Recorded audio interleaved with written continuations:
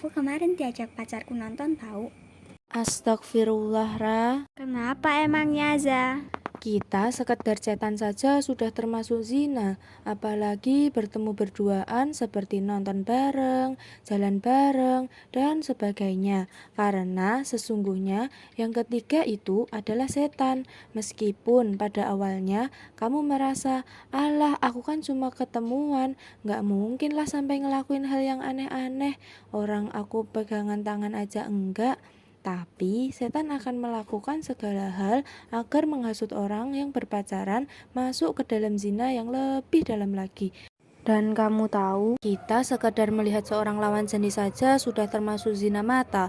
Dan ketika kita mengungkapkan perasaan kita kepada lawan jenis termasuk zina lisan.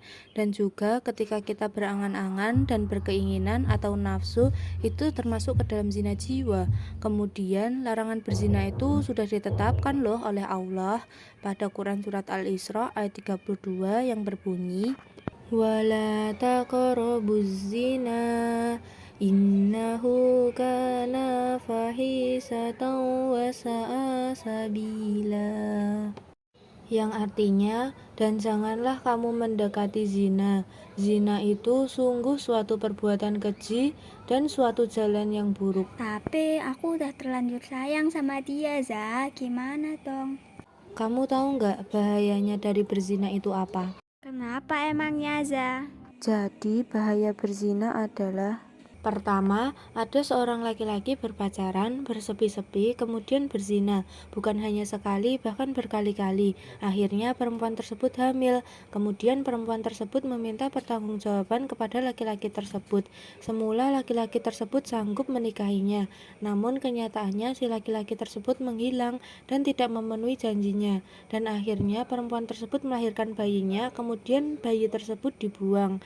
Yang kedua, ada seorang perempuan dan masih sekolah, kemudian perempuan tersebut berbuat zina, bukan hanya sekali dua kali, bahkan berkali-kali.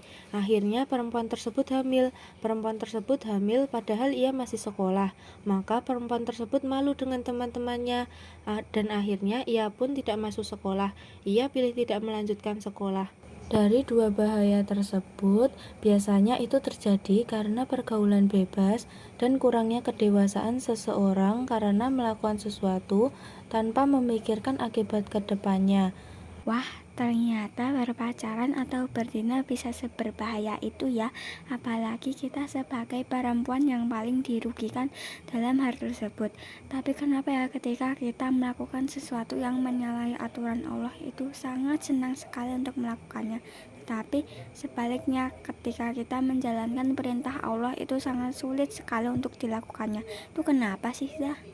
Gini, aku ada pertanyaan buat kamu. Loh, kok kamu malah nanya balik ke aku? Dengerin dulu makanya. Iya.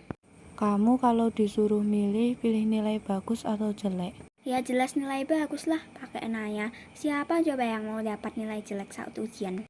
Nah, kalau kamu mau dapat nilai bagus, pasti melewati banyak hal tidak menyenangkan, kan? Berbeda halnya jika kita ingin mendapat nilai jelek, kita tinggal santai-santai saja, tidak usah belajar, itu kan dilakukan tanpa bersusah-susah. Begitu pula dalam mendapatkan surganya Allah. Oh, jadi seperti itu ya. Makasih ya, Za, kamu sudah memberitahuku banyak sekali ilmu yang belum aku ketahui sebelumnya. Insya Allah setelah ini aku akan memperbaiki diriku menjadi lebih baik lagi. Iya, sama-sama. Aku juga masih belajar untuk memperbaiki diriku menjadi lebih baik ke depannya.